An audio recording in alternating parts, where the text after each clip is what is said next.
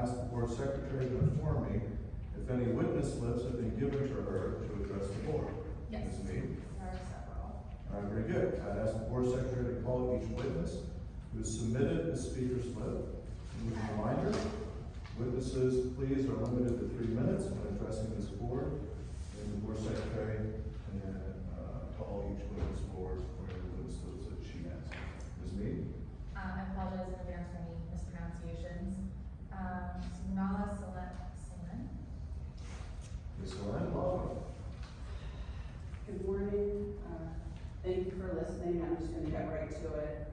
I'd just like to get a few facts straight if I may. In 2016, as state legislator, you rushed through legislation to raise the cap of foreign investment into Israel from 1% to 2%, which opened the door for even more of our hard-earned Ohio tax dollars to be used as credit for a foreign government.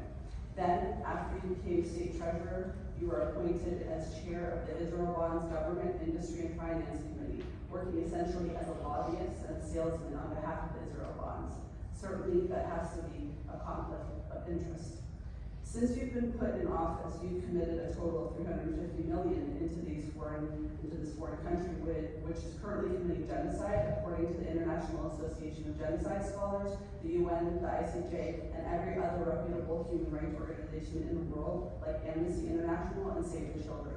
In the past 9 months, almost every single Ohio county that was invested in Israel bonds has now decided not to reinvest because they are highly alarmed by the downgraded credit ratings, the high risk, the illiquidity, and the negative future outlook of these bonds. That's according to 3 different credit agencies. Israel is continuing to provoke a long-term escalation in the region on multiple fronts, clinging to territorial expansion, illegal occupation, and ethnic cleansing in the West Bank, Lebanon, and Syria, while bombing and threatening Yemen and Iran. Most Americans now recognize that Israel is the last active settler colony destined to fall like all other colonial projects. Its racist apartheid system maintained by force and repression, just like South African apartheid, is unsustainable.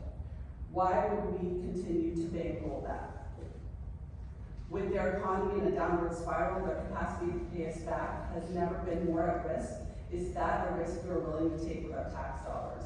Things have changed drastically since you first were courted by the Israeli lobby. The tide is quickly turning. Around the world, Israel has become isolated and is now considered a pariah state, as the world witnesses day and night the live stream slaughter of over 20,000 children. The days of unwavering support for Israel are over forever. Repeated polling shows that support for Israel is at an all-time low, and it's not coming back. Despite all of this, we continue to insist on investing in these foreign bonds for either ideological reasons or because it could be politically beneficial to you.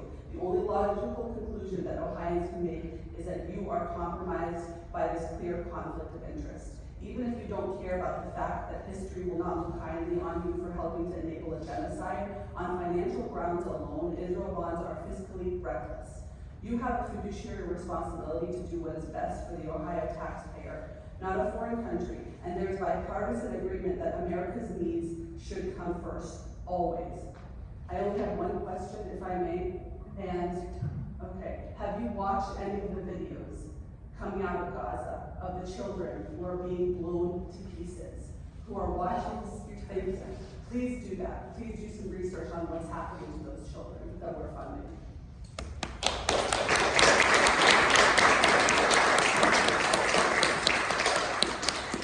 Thank you, Ms. Soleil, for your civil remarks and staying within the witness time limit. I do appreciate that. I will remind everyone that the Treasurer's Office and this board is bound by Section 151.01 of the Ohio Revised Code and our investment policy.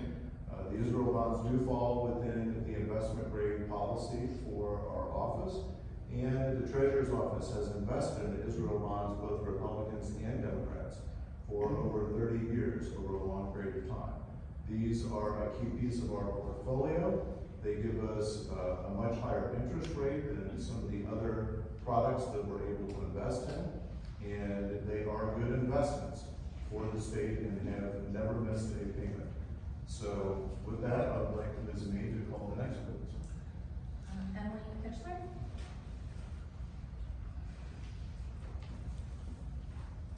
Ms. Kitchler, welcome. Thank you so much for your time today. My name is Emily Kishler. I'm a Cleveland resident of Jewish German descent, and during this holiday time, an expression of concern for Jewish safety was brought to me in regards to congregating at temple. The perceived and real safety of Jews does not come from pouring endless dollars into the state of Israel, whose government and military are committing genocide in Gaza, illegally occupying the West Bank, have bombed 5 other countries in 2025, are unconditionally bankrolled, and are free of any accountability. It comes when we also look at and care for the safety of those in Palestine and in our local Muslim and Arab American communities with the same level of importance. Whether directly or indirectly, Israel bonds make genocide possible. And aside from the inherent ethical issues at hand, these bonds are a house of cards, and they never should have been made available at the county or state level. To illustrate, Ohio is one state amongst other states, counties, institutions, and individuals across multiple countries that are invested in a state that is the relative size and population of New Jersey. The only way that interest is paid on these bonds, on Israel's debt, at this point is through the sale of more bonds. And unlike other bonds in this portfolio, these bonds are liquid. The $262.5 million that the state is currently invested in Israel bonds is less than 2% of our portfolio, but to the everyday taxpayer, that is an incredible amount of money tied up in bonds. When the average person living paycheck to paycheck is asked what we could do with that money, the immediate response is not another bond investment. People want investment in our own infrastructure, in schools, in healthcare, and ecological improvements. To lose that money may not be a lot in a grand scheme, which is absurd, but to potentially lose that money to a state that is committing genocide is devastating. At each point of potential reinvestment, Treasurer, as these bonds continue to downgrade, you are going to have to make a choice between your loyalty to Israel bonds and your loyalty to your Ohio constituents. Israel as the biblical Holy Land will always exist. The state of Israel as it exists now, with the 15th most funded military in the world, being traded as a commodity at the expense of our humanity, is nothing but a golden calf. Thank you. Thank you, Ms. Pittsburgh.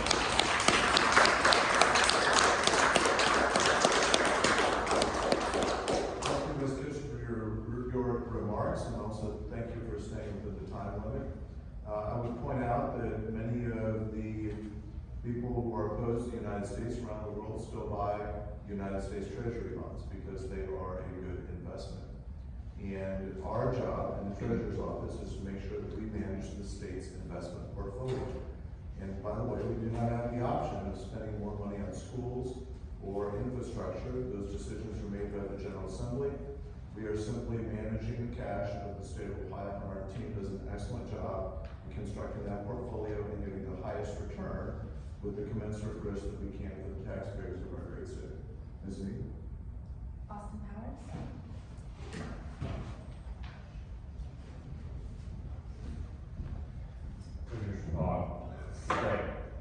My name is Austin Powers. I live in Hannah, Ohio. Thank you for hearing me. You're welcome, Mr. Powers. You're welcome to be here, and we welcome you here. As I'm sure you're aware, your colleagues and counterparts who manage the portfolios of the counties across Ohio have declined to reinvest in Israel bonds. Summit, Cuyahoga, Franklin, Richland, and Coshocton counties have already let their bonds mature without reinvesting, and Lucas, Mahoning, and Medina counties have said they plan to do the same. John Burke, the Medina County Treasurer, said, "There are 3 things he looks for in investment: high yield, liquidity, and good credit ratings." And he said that Israel bonds were 0 for 3. They really are. They're not doing well. I took a look at the major rating agencies, and they all have recently downgraded their ratings of Israel bonds, and they say it has a negative outlook. S&P's global ratings director, Maxime Rybakov, for instance, warned in an interview with the Times of Israel that weakening state institutions and ongoing war hampering economic growth pose major risks for Israel's sovereign credit rating. Quote, "We closely followed the geopolitical events last year, which significantly increased risks for Israel, and this is why the 2 downgrade ratings actions took place. Going forward, we don't know when or how the war is going to end." In August 24, Fitch downgraded Israel's long-term rating, citing the ongoing war, regional tensions, widening budget deficits, and increasing debt burden, and political instability as factors driving their downgrade and accompanying negative outlook. In March 25, Moody's also sounded the alarm in a regular update, stating, uncertainty over Israel's long-term security and economic growth prospects are much higher than is typical.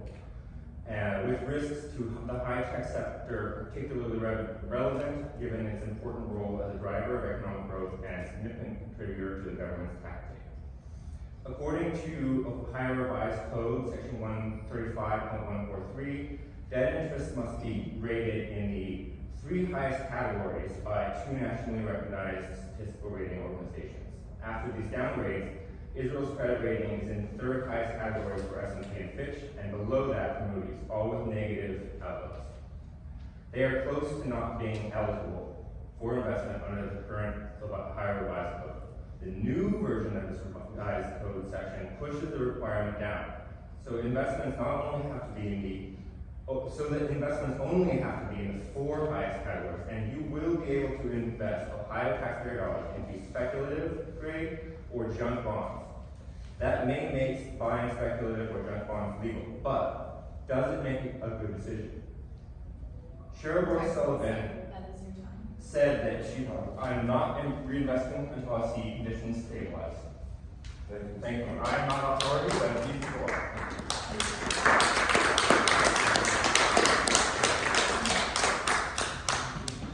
Thank you, Mr. Powers, for your testimony. We're well aware of the downgrades of the Israel bonds, but they continue to remain within our investment grade authority within the office. And they continue to be part of the portfolio. And unrelated to the topic of Israel bonds, the General Assembly did increase the flexibility of the Treasury and this Board of Deposit to also include BBB, which we're looking at, and I think we assume that authority September 30th. And so we'll be taking a second look at our portfolio again, trying to balance risk. But I will tell you this, we are not making our investment decisions based upon what other entities in the state of Ohio do. And just because they've been bullied out of the investment of Israel bonds, this state board will not make our investment decisions based upon that criteria. We will make our investment decisions based upon what's good for our portfolio, and what's good for the taxpayers of the people of the state of Ohio. Ms. Mead. Jonathan Norton.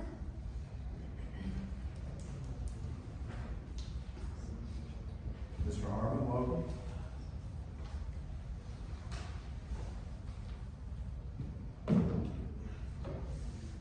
We're here today to decide how our taxes are spent, here to say that the dollars of Ohio should be invested in the people of Ohio. An investment like this isn't a one-time purchase, it is a financial commitment and a hope of growth and profit in the long term. The commitment proposed here is to an entity that has completely disregarded and destroyed international laws. It has dragged our own nation into non-compliance with the U.S. Foreign Assistance Act and Leahy laws. To invest now sends a clear message that what is being operated is not only acceptable, but it is desired to continue. Is this desire consistent with how you feel about genocide? Because that is what you're investing in. Genocide. That is not my conclusion, but that of Amnesty International, Human Rights Watch, the Israeli Human Rights Org B'Tselem, the International Association of Genocide Scholars, the United Nations, and many more. Gaza has become a land of the most child amputees in the world, where 92% of all residential buildings bombed, where what's left of the 2 million people forced from their destroyed homes are now being starved to death, where minuscule amount of aid that is let in is being used to bait Palestinians to locations to be shot and killed. More than 1,400 murdered through this method. At least 65,000 Palestinians in Gaza have been killed. That's not counting any of those still buried under the rubble of their own homes, not counting any of those blown apart so violently by the bombs we send that there weren't enough pieces left behind for their families to pick up and carry to a hospital to be counted. One of the few hospitals with any operational capacity after Israel has bombed every single one. They have killed more than 1,500 healthcare workers. They have killed more than 240 journalists for displaying Israel's crimes. They have killed Americans in the West Bank, Gaza, and in Lebanon as recent as last week during yet another ceasefire violation. Experts cite the real death toll hidden from the world to be above 680,000. No matter where you stand now, all of you have a number. Some amount of lives that will force you to confront what we are funding. 2.2 million people were living in Gaza, majority of whom are children. How many of these lives, that matter every bit as much as all of ours, will we pay to extinguish? How long will you wait to recognize what we are a part of? The actions and crimes of the Holocaust are being revisited upon the world. We are watching people systematically corralled, starved, and slaughtered. Investing in this is reprehensible. It is abhorrent, inhumane. It should be completely antithetical to how any functioning community spends its money. Nations like Spain, Italy, and Japan, for example, are engaging in sanctions or arms embargoes against Israel, including South Africa that has lived through its own apartheid. Does this sound like a nation on the rise? One that would offer secure investment? Americans pay our taxes in the hopes they will improve lives here, not be used to end lives there. We have seen what we had hoped would be used to fuel better communities in America, wasted on bailing out failing businesses and industries time and time again. Now we're expected to accept them being spent to bail out failing genocidal apartheid states. We are here to demand different. The investments of Ohioans should be investments for Ohio.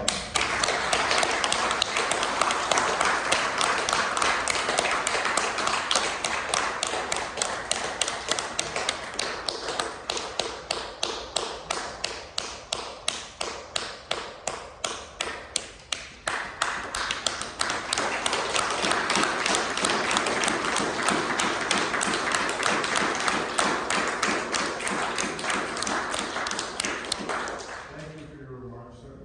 Shane. Ms. Neal. Nizam Abu Shakra? Close enough. I'm sorry. Mr. You're all right. How do you say your last name? I'd be sure. Abu Shakra. Call me in. All right. Hi. First of all, earlier you said that we bullied other countries. I wish that were true. That's not true. It's a reaction to the bond market. It's a reaction to the volatility of the bond itself. It's not bullying. So in 1948, I promise it's going to be relevant. In 1948, President Truman was having a meeting over whether to recognize Israel as a state. And at this meeting, Secretary of State George Marshall is kind of the gentleman of World War II, basically, in America, right? He strongly opposed the recognition of Israel in that it was an ideological and political maneuver and not something for the well-being of the United States. So him and the State Department were aiming for the well-being of America. And Truman later admitted in his memoirs that the decision to recognize Israel was a matter of pure politics. I bring this up to bring in the question is, are Israel bonds a move of ideology or politics, or are they in the actual interest of Ohioans and the taxpayer? Treasurer, given your position as a leader in the government, industry, and financial services group within the Israel bonds, I think this is a valid question, right? Are you thinking ideologically, politically, or are you really doing what's best for the taxpayer? Now, in your various announcements of additional purchases of Israel bonds, 30 million, 20 million, 35 million, you consistently cite that Israel has never missed payment on these bonds, right? So we loan Israel money, they pay us back, right? Do you know how much Israel receives from the U.S. federal government each year? So the number is 3.8 billion, higher recently, right? So effectively, Israel is paying us back with our own money, right? So U.S. taxes go to Israel, U.S. bonds go to Israel, and then they're able to pay us back because we're sending them so much in federal taxes, and then additionally, so in these bonds. So effectively, what you're investing in is not a generation of wealth and value for Ohioans or for the United States. You're building up Israel's economy and then sort of creating the illusion of revenue on paper. I want to ask, are Israel bonds inflation protected, the ones that you can purchase? I'm going to take that as a no. So if no, that's also degrading the return. So on the website, you're claiming that the yield is high, right? The interest rates are high, but given inflation and given the general collapse of the dollar that we're seeing, these are not smart bonds, they seem to be bonds made on ideological grounds. Mr. Evans,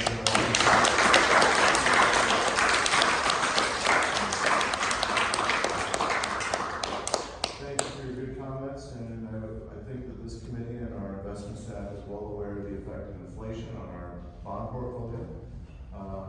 And the future devaluation of the currency is always a concern.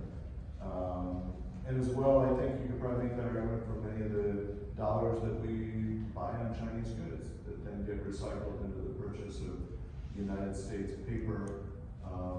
Truly, it is an international market, and it's a free market. It's a free market. Ms. Mead? Don Bryant. Mr. Bryant, welcome. Welcome, thank you. I understand that Mr. Sprague, you're from Findlay, Ohio. My father's from Findlay. In fact, he had a shoe store, Bryant Shoe Store on Main Street. My grandfather started that. I'm sure you saw it. Don Bryant here. I'm in North Royalton, Ohio. Ohio Treasurer Robert Sprague will soon decide whether to reinvest millions of taxpayer dollars in foreign high-risk Israel bonds. Israel bonds were downgraded by all major credit agencies last year. Israel bonds cannot be traded nor sold once the investment or loan is administered. Israel bonds thrive on new investments in the bonds by new or existing investors. Investors are not reimbursed from any of the profits, but by new investments or loans. Israel bonds must continue to sell more bonds to stay afloat. This is characteristic of a Ponzi scheme. Our counties and taxpayers have funded these investments or loans since 1993. Many of Ohio's counties have made choices based on their fiscal responsibilities. In the past 10 months, almost every county with maturing Israel bonds has chosen not to reinvest. This includes Coshocton, Cuyahoga, Franklin, Lucas, Richland, and Summit counties. They can now reinvest those wasted dollars in their local economies. The counties mentioned now understand that continuing to participate in these investments means undue risk for local taxpayers. State Treasurer Robert Sprague and the state of Ohio should follow their lead. Considering the International Criminal Court's ruling and global consensus that apartheid Israel is committing a genocide in Palestine, our state's complicity in funding war crimes can be called unethical and immoral. I traveled to Gaza in 2009 after the U.S. funded Israeli attacks that killed 1,400 Palestinians, mostly women and children. When our delegation arrived in Rafah, Gaza, the children were just getting out of school. They were as surprised to see us as we were happy to see them. We posed with them for memorable photos. They would be around 25 years old now, if they live. I look at their photos and wonder if any of these young, engaged, and smiling students lived through the 3 other Israeli attacks in 2012, 2014, and 2021 since the 2008-2009 Operation Cash Flood, let alone the current genocide. Investing in Israel bonds exposes both the Treasurer's Office and Ohio taxpayers to undue risk, responsibility for financing serious human rights violations. That is your time. I urge Ohio Treasurer Robert Sprague to do the right thing and sensible thing to cease all investments in Israel bonds.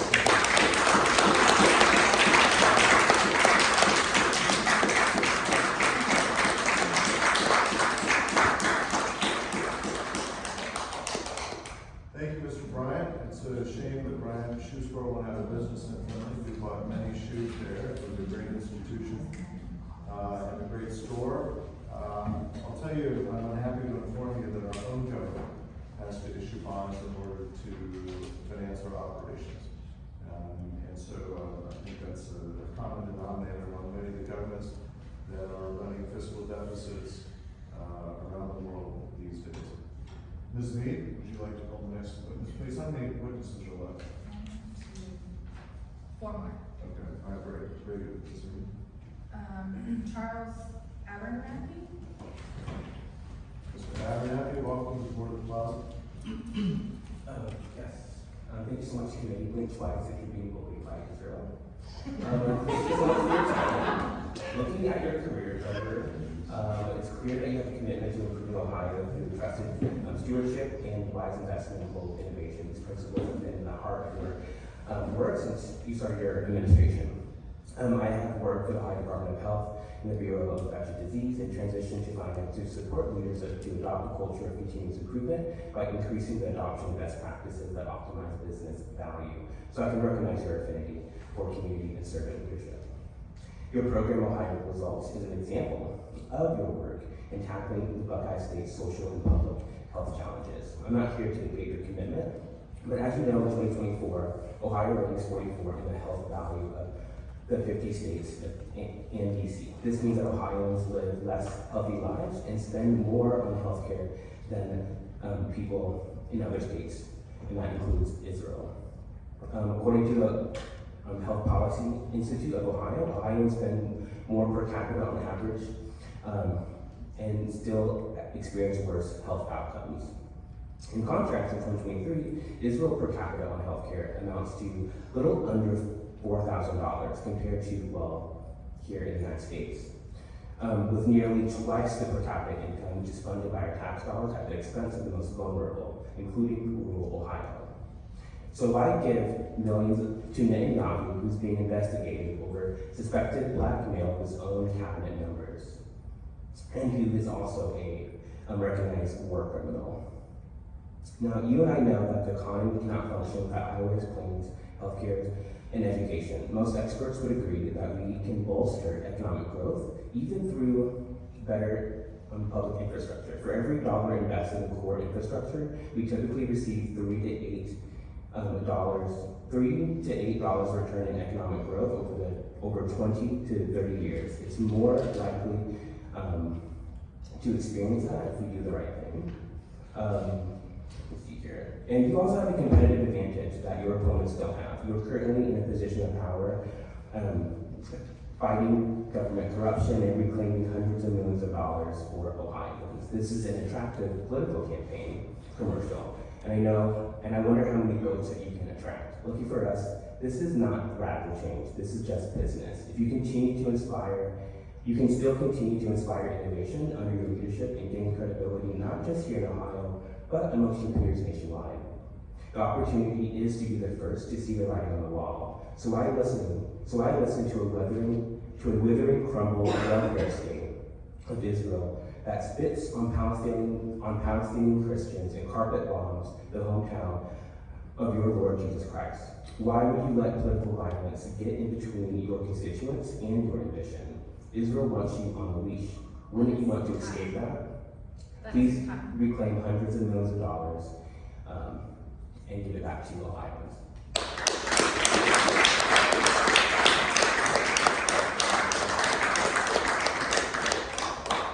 Thank you, Mr. Abernathy, not only for your testimony, but also for your service to our great state. Ms. Mead?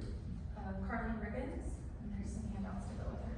Ms. Ricketts, welcome to the Board of the Plaza.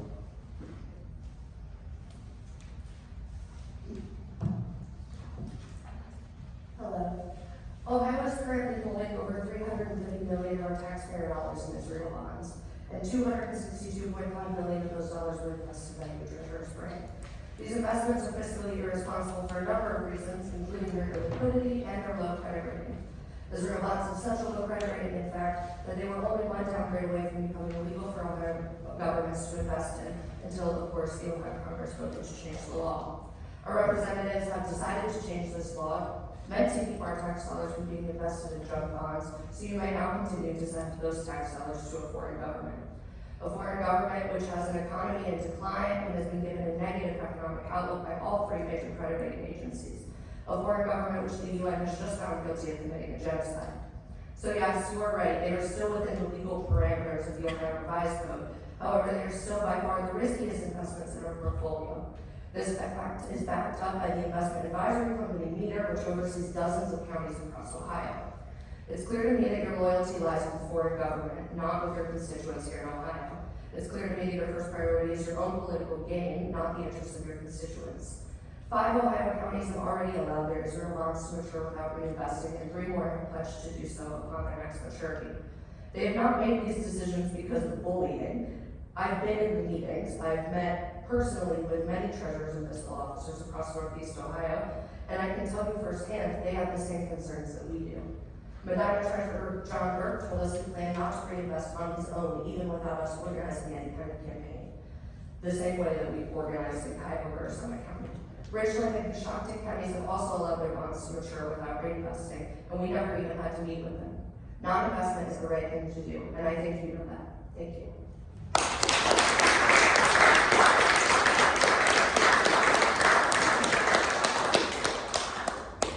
Thank you, we appreciate the handout, and we will look at that. Ms. Mead? Nikolai, I'm sorry, I didn't know. Yeah, I'm good. Saja. Sorry about that. All right, welcome. Hello, my name is Nikolai Saja. At this moment, a bit less than a year ago, I was sitting in a car with one of my best friends, and I was on a call with my other friend, Bilal. Bilal is in Gaza, and in the background of the call, I could hear bombs falling down around him and his family.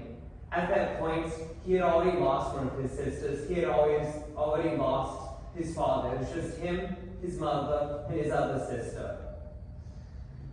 Now, that friend that I was in the car with is homeless, and has been homeless for 7 months. And due to cuts in funding to shelters, they have no hope of finding a place to live. Bilal has lost their mother. Is this the type of things that we want to spend our money in? Is this the type of things? Why can my friend not find somewhere to live? My friend in Gaza can find a family dead because we invest in bonds in Israel. We invest in genocide. And I'm sure you've heard all of them say, all of these different countless groups that have called this a genocide. Notably, the UN has finally called this a genocide, and you use the excuse that there's these laws, these regulations. You have a position of power. You have a voice to speak up. You say you're just following orders. Who used those excuses in the Nuremberg trials? I wonder. Think on that. Woo!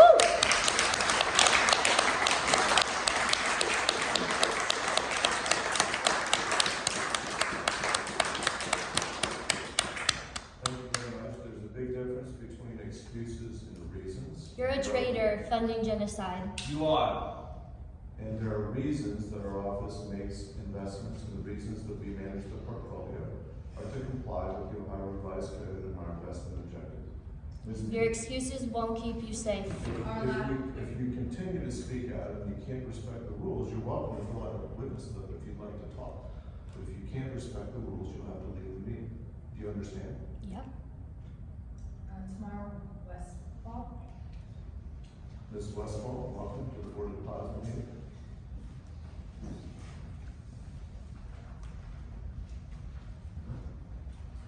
Hello to the board. My name is Tamara Westfall, and I will be brief, but I want to first say, in response to the first audience speaker, Mr. Gray, who urged everyone to move toward online payments, including Bitcoin, he suggested that sending a check is incredibly expensive, and that the fiscally responsible choice would be to use online payment methods.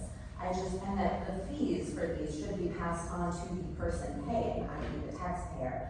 I would just like to say that per Square, which is one of the leading online payment platforms, fees are 2.87% to 4.35%, making them much more expensive than the 78 cents spent on a stamp. So that math is not mathing. Furthermore, other speakers have thoroughly explained why Israel bonds are fiscally irresponsible, unethical, and being used to fund genocide. I would like to say then, to build on what has come before, I am standing here as a Jewish American. I am the third generation of my family to live in Ohio. I'd like to wish Shema Tova to the other Jews who are here, and say that as an instructor at Ohio State, history is instructive here. You said yourself that there's a difference between reasons and excuses. Okay, I'll give you that. A major reason that the U.S. didn't step in to stop Hitler was that the U.S. erroneously believed that Germany would continue to pay reparations after World War I. That didn't work out. This was their reasoning, maybe not their excuse. A small fraction of the debt that Germany did pay, they paid using foreign loans, taking on yet more debt, which then Hitler reneged on in 1939. Further, Hitler directed most of the foreign money that he received in loans into rearming Germany and carrying out the final solution. We see that Israel is using the money received from the United States to arm itself further and to carry out a final solution in Gaza. That parallel cannot be avoided. Another historical moment is instructive. It is easier, certainly, to condemn atrocities many years later. Hindsight is 2020. Okay. In the 80s and 90s, many people were afraid to condemn South Africa. Many businesses did not want to break ties with South Africa. I would ask you all, not what did you say in the 80s about South Africa, but would you today condemn apartheid as an atrocity? And if you would, what will you say in 40 years about Israel? Will you have always been against apartheid and genocide in the future? Consider that, let that guide.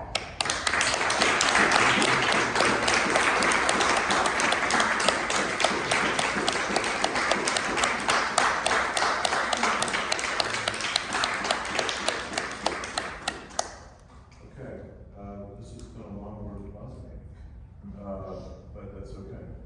Ms. Mead, do you have one last speaker? Yes, I apologize, I missed him in this back earlier. John Wagner. I'm sorry, what's your last name? John Wagner. Wagner. Mr. Wagner, welcome. Good morning. Greetings in the name of the Lord Jesus Christ. I'm the United Methodist pastor. In 2008, I was asked to go to represent my denomination, a delegation invited by our missionaries here. When I got home, I worked with other United Methodists to ask our denomination to stop, to divest from companies that made money off the occupation of Palestine. Palestinian Christian leaders had told us that economic actions were the best alternative to violence, a way that didn't cost lives. We eventually asked our Board of Pensions, which controls a $26 billion portfolio, one of the largest faith-based pension portfolios in the world. We kept stressing the moral necessity to take a principled stand. They kept coming back to us with fiduciary responsibilities and their own ethical concerns. But then the CEO and the CFO of our Board of Pensions made their own investigative trip, and in 2014 surprised us by divesting from an Israeli prison company, 2016 from 5 Israeli banks, and then just 2 months ago, they divested from Israel bonds and bonds from other countries with bad human rights records. Their reasons were still based on fiduciary responsibility. They determined for themselves it's bad business to invest in anything or any situation that does not appear to be sustainable and would reflect badly on the investor. I came to admire their integrity, and likewise the integrity of the conservative evangelicals I now work with. I moderate a website for former Christian Zionists, and the difference maker for all of us was the same as it was for our pension board, that we actually went on a trip that was not monitored by the Israeli government. I've now been to the Holy Land several times, last time almost exactly a year ago. Went to the border of Gaza, met the rabbi who saw his friends murdered, and even he was calling for an immediate ceasefire. I met Jewish Israelis volunteering to guard Palestinian villages from settler attacks, one of which killed a young father and peace activist I got to know. It's terrible and getting worse. There's an ironic expression floating around these days. It goes like this: one day, everyone will have always been against this. One day, everyone will have always been against this. So I ask all of us here, what I ask of myself, that we give ever deeper consideration as to how we will look back on our time on earth, and whether we applied our most cherished moral standards to this nightmare unfolding in the Middle East. God bless you all.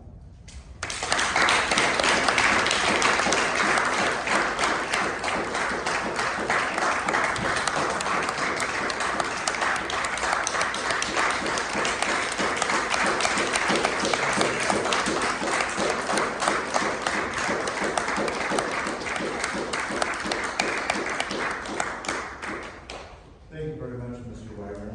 And I just want to state at the end of the Board of Deposit meeting here that we're not going to be able to settle the Israeli-Hamas or Palestinian conflict here in this room.